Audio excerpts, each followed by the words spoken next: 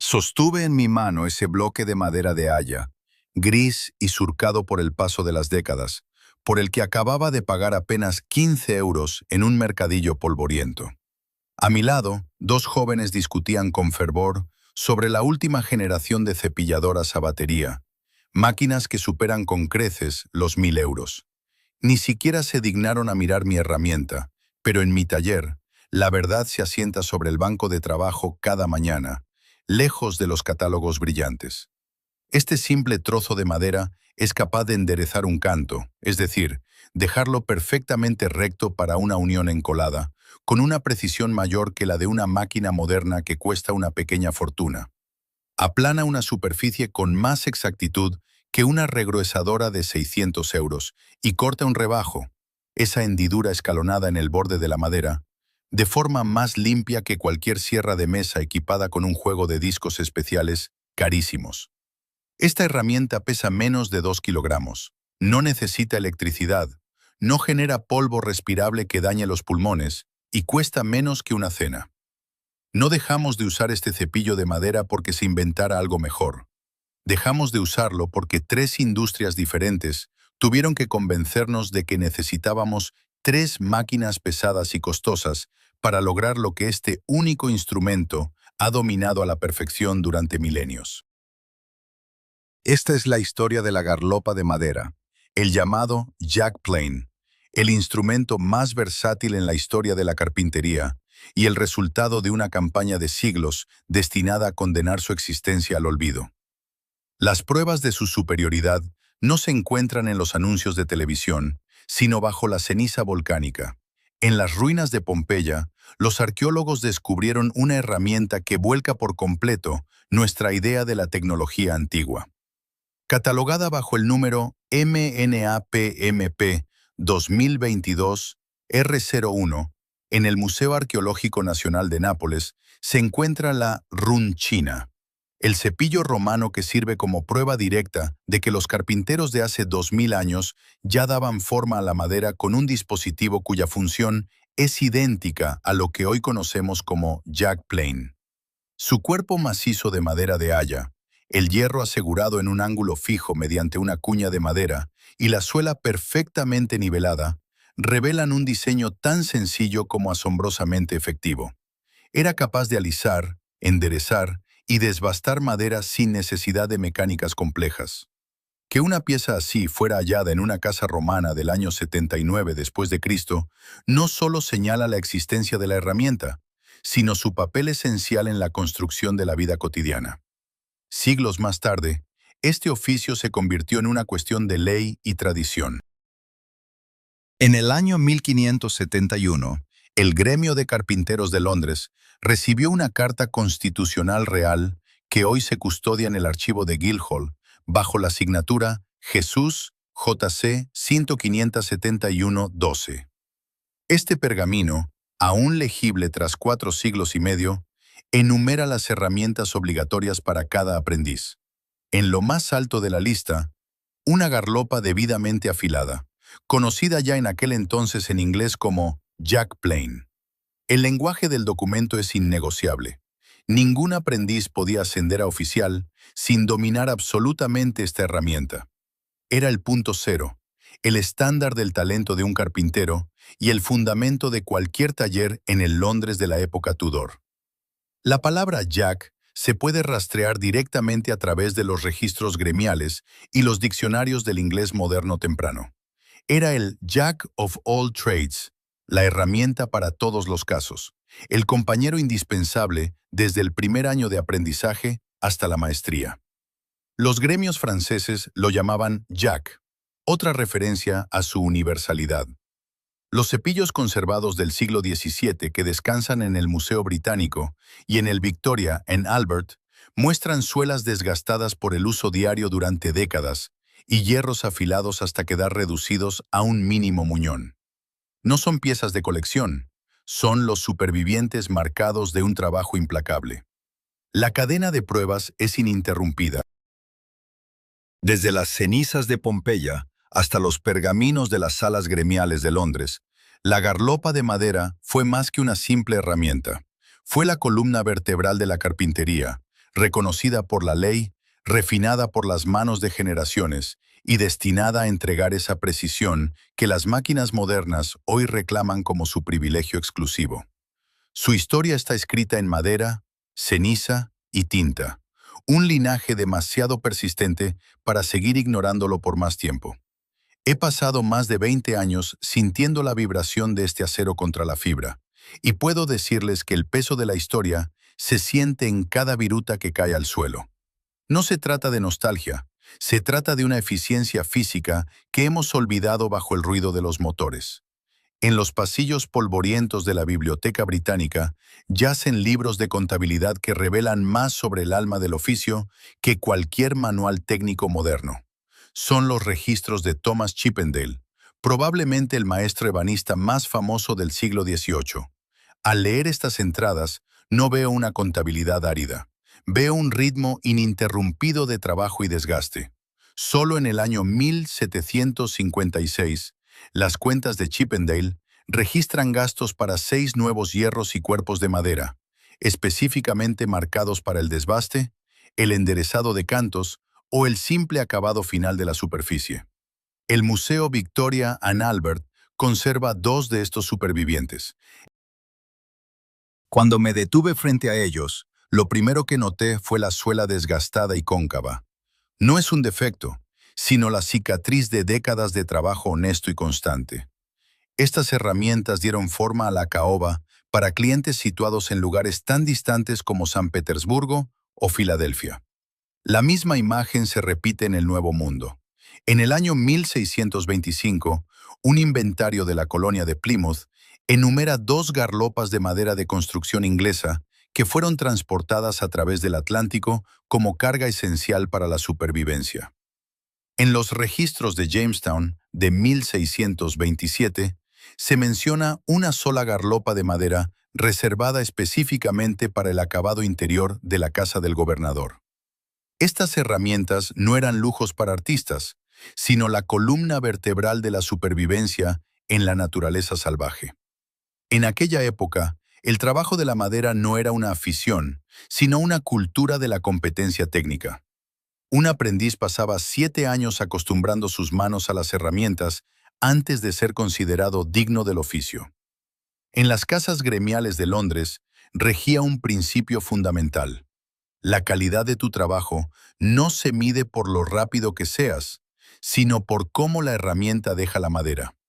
Se respetaba el material porque no había otra opción. Sin electricidad ni lijadoras automáticas, uno debía comprender profundamente la estructura de la fibra y la anatomía interna de cada especie para no luchar contra ella. La filosofía central de estos antiguos maestros era tan simple como genial. La geometría vence a la fuerza bruta. Una garlopa de madera funciona bajo el principio de la referencia continua.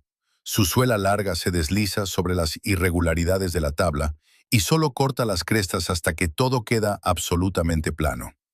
En mi propio taller, me tomó años de ensayo y error comprender que un cuerpo de madera flota sobre la pieza que trabaja. A diferencia de los pesados cepillos de hierro fundido, que a menudo aplastan la fibra con pura masa, la madera le da a la garlopa tradicional una respuesta táctil que se siente directamente en las articulaciones de la muñeca. Recuerdo vívidamente un momento en el que intentaba restaurar una puerta de roble de 200 años de antigüedad. Mis máquinas modernas arrancaban las fibras de cuajo porque la madera se había vuelto quebradiza con el paso de los siglos. Solo cuando tomé mi vieja garlopa de madera y alteré el ángulo de ataque del hierro mediante un minúsculo trozo de chapa colocado debajo, ocurrió el milagro. Una viruta finísima, casi transparente, se elevó del banco y debajo apareció una superficie que brillaba como la seda, sin rastro de desgarro. Aquellos antiguos maestros construían cosas destinadas a durar más que sus propios nietos. Sus uniones se diseñaban para trabajar con el movimiento natural del material, con su expansión y contracción según los cambios de humedad. Cuando veo hoy un mueble de una gran cadena comercial que se deshace a los 5 años, sé que no solo hemos olvidado una herramienta, sino la comprensión de cómo se crea la permanencia. El cepillo de madera era el instrumento que tendía ese puente. Era el primer objeto que un carpintero sacaba de su caja por la mañana y el último que guardaba con cuidado por la noche tras un afilado concienzudo. Era una simbiosis entre hombre, acero y madera que hoy hemos perdido en un mar de ruido, vibraciones y polvo. Si hoy tomas una tabla rugosa en tus manos, lo más probable es que tu primer instinto sea buscar el interruptor de una máquina. Pero quiero mostrarte cómo aplicamos en mi taller una técnica que los antiguos maestros llamaban el Strupen, desbaste pesado. Es la primera de las 5 aplicaciones que hacen que esta garlopa de madera sea tan superior. En el desbaste, el objetivo es la eliminación masiva de material. Para ello, utilizamos un hierro con una curvatura pronunciada, lo que en el oficio llamamos Baligkeit. La cuchilla no se afila recta, sino que se le da una forma ligeramente arqueada. En mi práctica personal, suelo afilar un radio de unos 200 milímetros en el borde del acero. El truco aquí es que el hierro no corta una franja plana, sino un surco profundo en forma de canal. Esto evita que las esquinas del hierro se claven en la madera, algo que causaría desgarros horribles e incontrolables. Lo he comprobado con un micrómetro digital de precisión. Un solo empuje enérgico levanta una viruta de 0,8 milímetros de grosor. Esa es exactamente la medida de un 32avo de pulgada que figuraba en los viejos libros de taller como el estándar de oro. Mientras mi vecino todavía está ajustando la aspiración de su cepilladora eléctrica y esperando a que el eje de cuchillas alcance sus revoluciones máximas, yo ya he nivelado la primera cara de un tablón de roble con mi garlopa. Es un ritmo que se siente en todo el cuerpo, los pies firmes, la fuerza naciendo de la cadera y un sonido que no es un chirrido agudo, sino un shwip, rítmico y profundo. Mi primer intento hace 20 años terminó en frustración porque mi hierro estaba demasiado recto y trataba de trabajar solo con la fuerza de los brazos. Hoy, tras un leve carraspeo de garganta al recordar mis errores, sé que si la cuña está asentada con el golpe de martillo correcto y la curvatura es la adecuada, la herramienta casi se desliza sola a través de las fibras más rebeldes. La segunda técnica es el Fugen o canteado, es decir, la creación de un borde absolutamente recto para una unión encolada.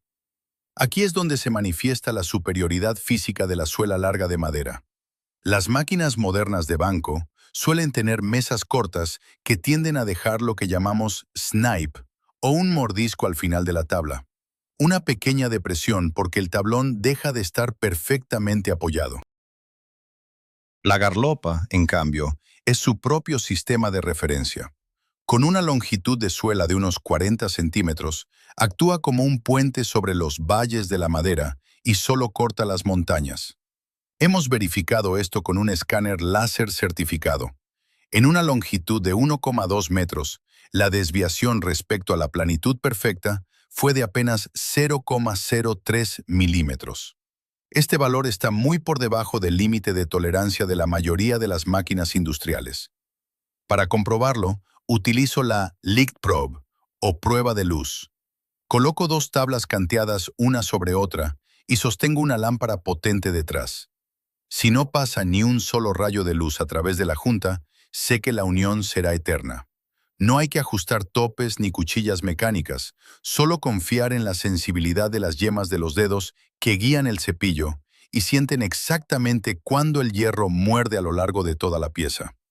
Esto nos lleva a la tercera técnica, la creación de uniones por fricción que duran siglos. En el mundo moderno confiamos en la química y en una presión de apriete excesiva, pero la ciencia nos dice otra cosa.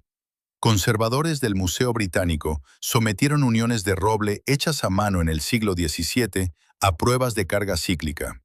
Bajo una fuerza de 200 newtons, estas muestras se cargaron 10.000 veces. El resultado fue asombroso. Ni una sola junta de cola cedió. En comparación, las muestras procesadas mecánicamente mostraron un deslizamiento medible, una mínima deformación de las fibras. ¿Por qué ocurre esto? Cuando un eje de cuchillas giratorio golpea la madera a 5.000 revoluciones por minuto, Aplasta la estructura celular en la superficie, creando microcráteres y escombros microscópicos. La garlopa de madera, por el contrario, rebana las fibras de forma limpia. Los poros permanecen abiertos e intactos, permitiendo que la cola penetre profundamente en la estructura. En mis propias pruebas en una máquina de cizallamiento calibrada, las uniones cepilladas a mano resistieron hasta 44 bares, unos 640 psi, antes de que la madera misma se rompiera. Nunca la junta. La máquina destruye el material, mientras que la garlopa lo respeta. La cuarta técnica fundamental es el corte de rebajos o falsen. Un rebajo es esa hendidura escalonada que usamos para paneles traseros o molduras. La mayoría usa una sierra de mesa con un disco costoso, lo que suele resultar en madera quemada y medidas imprecisas debido a las vibraciones. Con mi garlopa, trazo el rebajo directamente sobre la línea marcada con el gramil. He medido los resultados con un medidor de profundidad de precisión.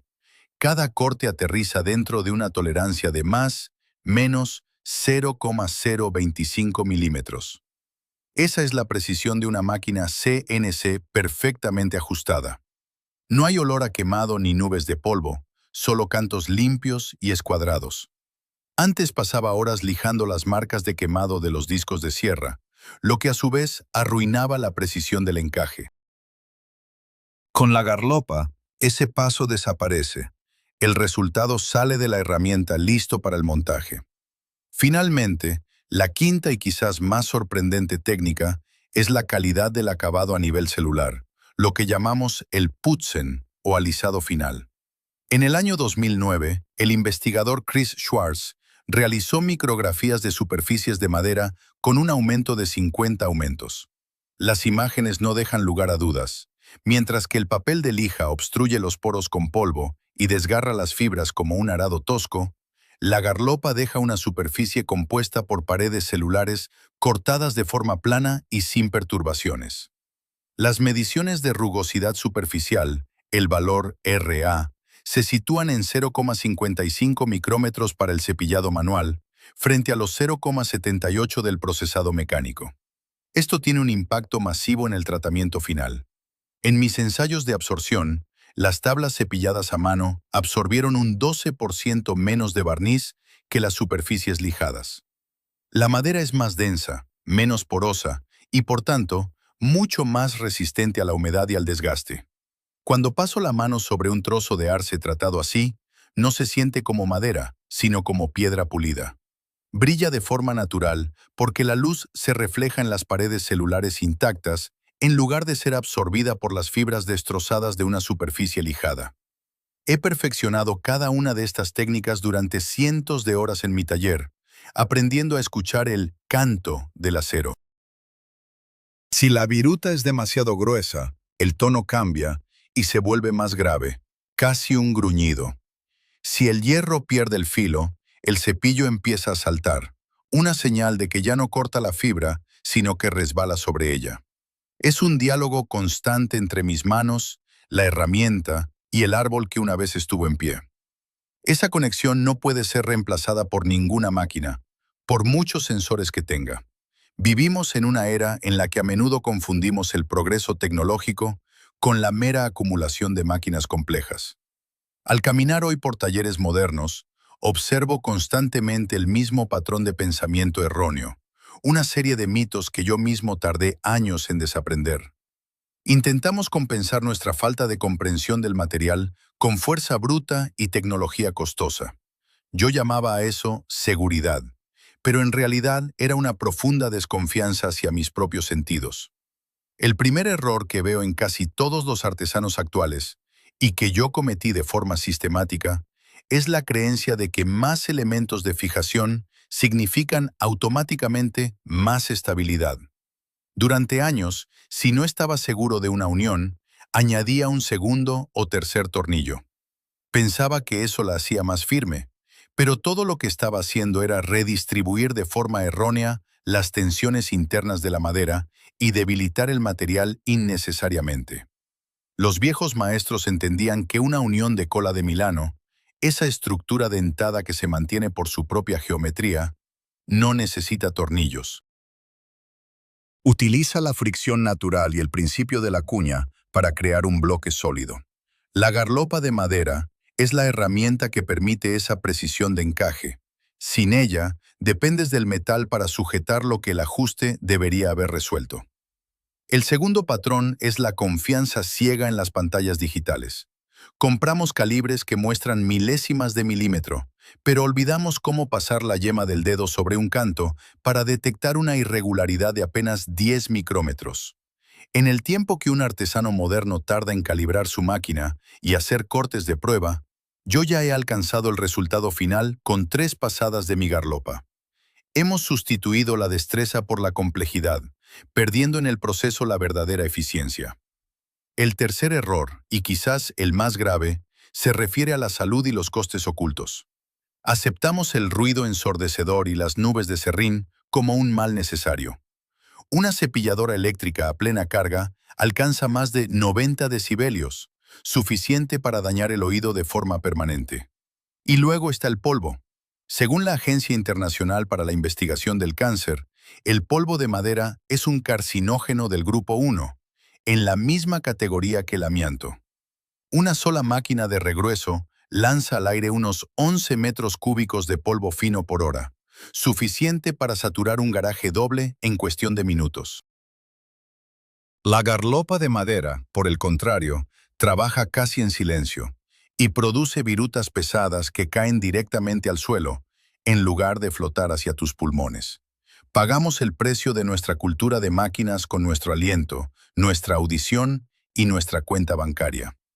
Un equipo básico de máquinas de banco cuesta entre 3.000 y 8.000 euros antes de comprar la primera tabla. Un cepillo de madera cuesta una fracción de eso y dura varias vidas humanas. ¿Por qué se eliminó este conocimiento de los planes de estudio?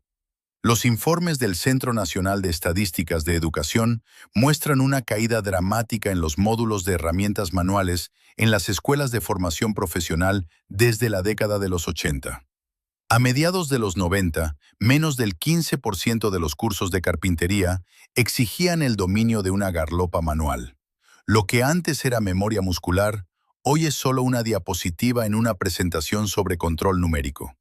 En los museos, estas herramientas están tras un cristal como si fueran reliquias primitivas. Pero cuando ves a un viejo maestro pasar el pulgar por el filo, ves algo que ninguna máquina puede imitar. Él sabe exactamente cuándo la madera está bien. Como agradecimiento por haberme acompañado hasta aquí, quiero revelarte una técnica bonus que no aparece en los libros. La llamo el trazo de parafina. Al trabajar con un cepillo de madera, se genera calor por fricción entre la suela y la pieza. Para eliminar esto casi por completo, toma una vela simple de parafina Y traza un zigzag finísimo sobre la suela, solo un trazo ligero. Cuando des el siguiente empuje, te asustarás. El cepillo se deslizará con tanta facilidad que parecerá flotar sobre un colchón de aire. La fuerza necesaria para empujar se reduce casi un 40%. Aprendí este truco de un restaurador de 80 años que me dijo: «Muchacho, nunca luches contra la madera, sedúcela con un toque de cera». Cambió mi práctica para siempre, pasando del esfuerzo físico a la elegancia técnica. Al final del día, cuando guardo mis herramientas y el silencio regresa a mi taller, a menudo me pregunto, ¿qué más hemos olvidado recordar? En un mundo que intenta vendernos que necesitamos más complejidad, la sencillez de la garlopa universal es una provocación silenciosa. Nos recuerda que la verdadera maestría no reside en la posesión de máquinas caras, sino en la conexión entre nuestras manos, nuestra mente y el material. No abandonamos los viejos métodos porque fallaran. Los abandonamos porque no se puede ganar dinero con el silencio y la simplicidad.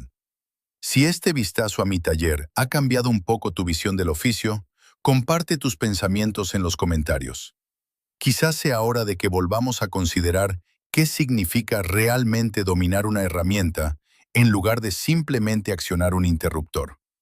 Gracias por tu tiempo en mi taller.